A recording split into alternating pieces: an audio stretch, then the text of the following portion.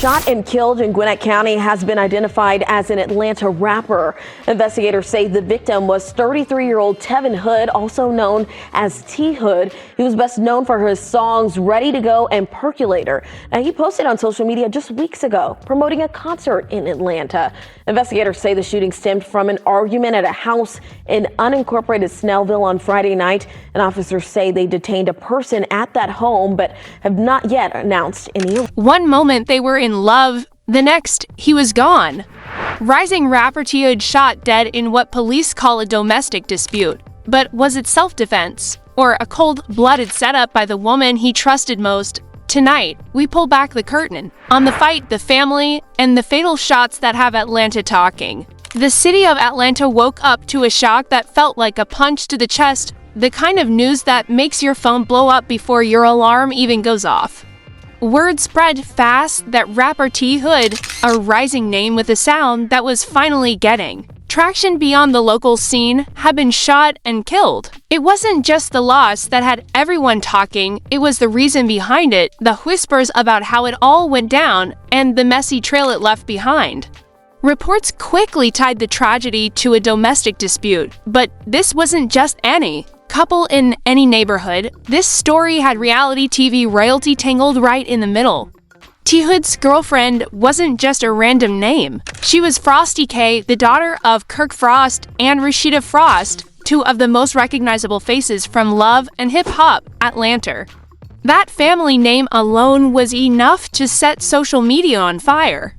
People didn't wait for police statements, official reports, or court documents. They jumped straight to theories, accusations, and conspiracy threads. Before the sun was even fully up, the internet had already picked sides, and most of those fingers were pointing straight at Frosty K. At first, the accusations were raw and blunt. She set him up. She's the reason he's gone. She called somebody to do it. Screenshots, old videos, and out-of-context clips started flying across timelines as proof. Frosty K, seeing her name and face being dragged into the center of a murder narrative, made a choice that people close to her told her not to make. She spoke up. She opened her phone, logged into Instagram, and poured out a statement straight from her emotions. In it, she wrote about losing the man she loved, the man she woke up next to every night. She said her mind was spinning, her heart was breaking, and on top of that grief, she was under attack by strangers who didn't know the truth. She asked for privacy, but she also admitted she couldn't stay silent when such a damaging picture of her was being painted.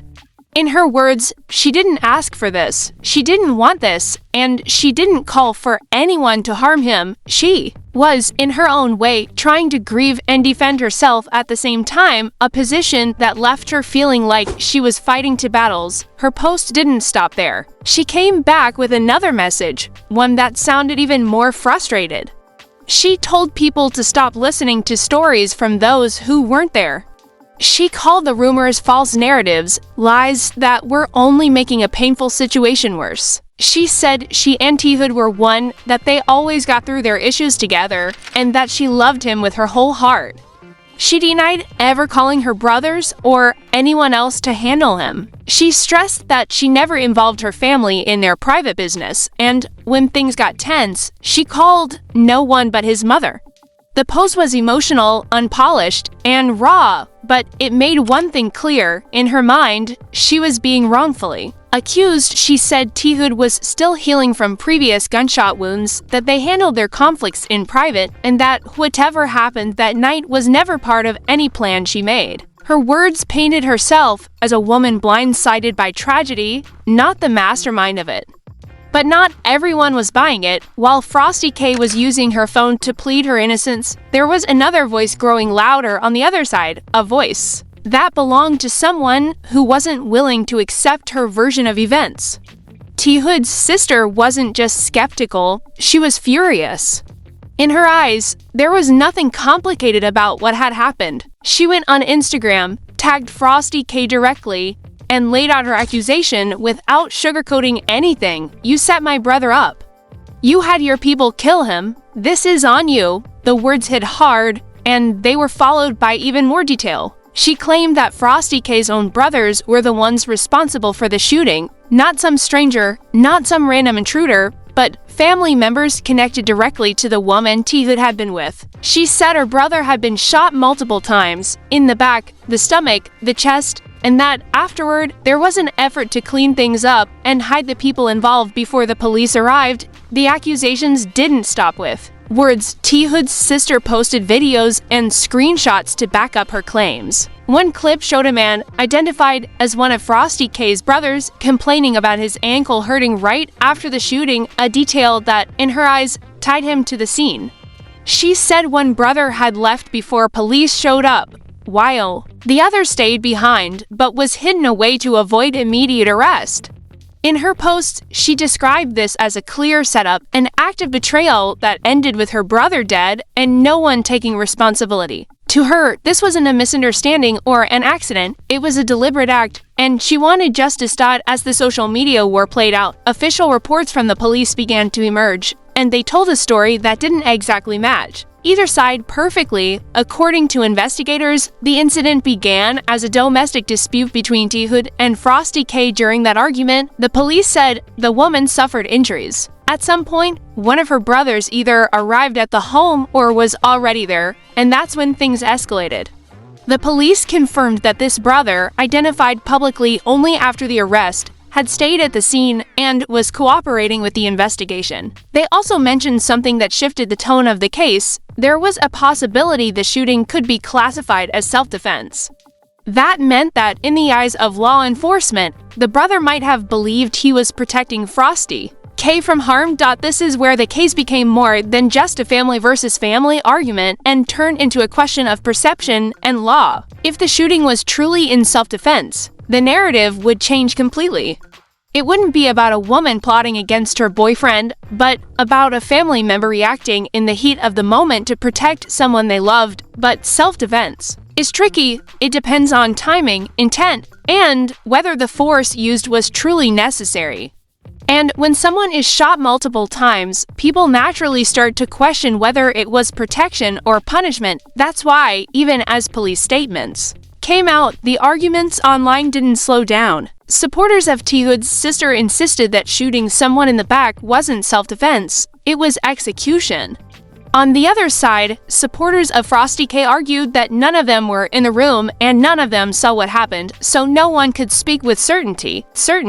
Meanwhile, old patterns were being brought into the conversation, the way domestic arguments can spiral, the way family members sometimes get involved thinking they're helping, and the way those decisions can have life or death consequences. People shared their own stories, brothers and cousins stepping in during fights, sometimes making things better, but sometimes making them worse.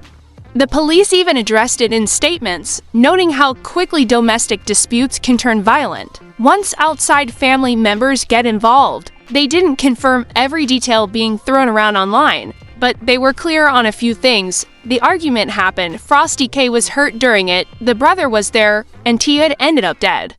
Everything else, intent, motive, who threw? The first blow, who escalated it, was still under investigation. As the days went on, the divide between the two sides only grew wider. Every new piece of information was treated like a fresh weapon in an already ugly war. Supporters of T had clung tightly to the idea that his death was the result of betrayal, that Frosty K had let her brothers handle an argument in the most extreme way possible. On the other side, Frosty K's defenders pointed to the official line from police that this was a domestic dispute where she was injured, that her brother stepped in, and that what happened afterward could fall under self-defense. For outsiders watching the story unfold online, the truth was hard to see through the fog of grief, anger, and speculation. But for those involved, it wasn't just a headline, it was the loss of a son, a brother, a partner, the Gwinnett County. Police reports described a timeline that was both simple and complicated. On paper, it went like this: an argument at a house on Lee Road between T. Hood and Frosty K. The disagreement turned physical, leaving Frosty K. with injuries. At some point, her brother, whether already there or arriving after, got involved. The situation escalated further. The brother, believing his sister was in danger, fired shots that struck T. Hood multiple times. The shooter stayed at the scene and spoke to officers when they arrived. There was also a witness present who gave a statement that account lined up with the brothers' cooperation, which is why police didn't immediately announce murder charges. Instead, they said the case could be considered self-defense depending on the final review from the district attorney, but self-defense in theory and self-defense in the court of public opinion are two different things for T. Hood's sister. There was no justification that could make sense of 5 bullets hitting her brother, especially shots to the back and chest. She believed this wasn't about saving Frosty K, but about punishing T. Hood for the fight they had. She accused the family of hiding the shooter, cleaning up the scene, and delaying justice. And every time she posted, her anger was raw and unfiltered. Her grief came through in every sentence, as did her demand for accountability. The situation also put Kirk Frost and Rasheeda Frost under unwanted spotlight. Even though neither of them had been anywhere near the scene, their names were dragged through headlines and hashtags simply because of who they were and who their daughter was. Some fans of love and hip-hop Atlanta went after them directly, blaming them as if they had control over their adult children's choices. Others defended them, pointing out that they were dealing with a tragedy too, even if from a different angle. In interviews and comment sections, people debated whether parents should be held responsible for the actions of grown children. The answer was never unanimous. In the middle of it all, the narrator's voice in the retelling of events tried to pull back from the chaos and focus on a bigger point, one that went beyond just this case. It was a warning about how dangerous it can be to involve family members in heated relationship fights. Many people could relate to the scenario. A sister calls her brothers in the middle of an argument, emotions are running high, and those brothers rush in ready to protect her without knowing the full story. Sometimes it ends with a stern talk and a ride home. Other times it ends with fists thrown. And in the worst cases, like this one, it ends with gunshots and a permanent loss that no one can undo. The tragedy of T. Hood's death wasn't just that a young man's life ended, but that it ended in a way where the truth will always be debated. Was it an act of defense? Was it an unnecessary escalation? Was it the result of long-simmering tension between the couple that finally boiled over? The police investigation would eventually provide its official conclusion, but for the families involved, no verdict could erase the pain. T. Hood's sister would still see her brother's absence every day, and Frosty K would still carry the memory of losing her partner while being blamed for it. And so, the case became more than just another tragic headline. It became a cautionary tale about love, anger, loyalty, and the fine line between protection and destruction.